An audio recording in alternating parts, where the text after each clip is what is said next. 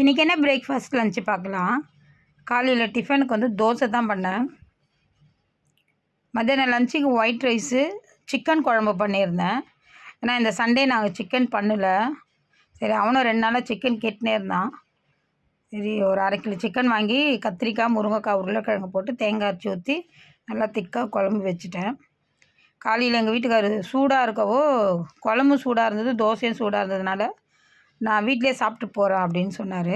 சரி, அப்படியே அவனுக்கும் மோசஸ்க்கும் ஊட்டிடுங்க அப்படின்னு சொல்லிவிட்டு அவர்கிட்டே ஒரு தோசையை கொடுத்து அவனுக்கு சிக்கன் குழம்பு வச்சு ஊட்டிட்டாரு.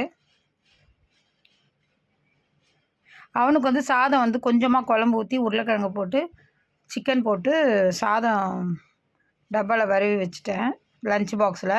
அது உள்ளே வச்சு மேலே சாப்பாடு போட்டு மூட சொன்னான். எனக்கு திறந்தோடனே பசங்க எடுத்துடுறாங்களாம்.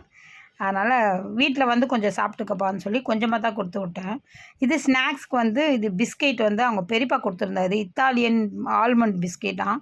சூப்பராக இருந்ததுங்க. நல்லா மொரன்னு இருந்தது பிஸ்கெட்டு. இதுதான் அவனுக்கு ஸ்நாக்ஸாக கொடுத்தேன். இன்றைக்கி இதுதான் பிரேக்ஃபாஸ்ட் லஞ்சு. வாங்க சாப்பிட்லாம்.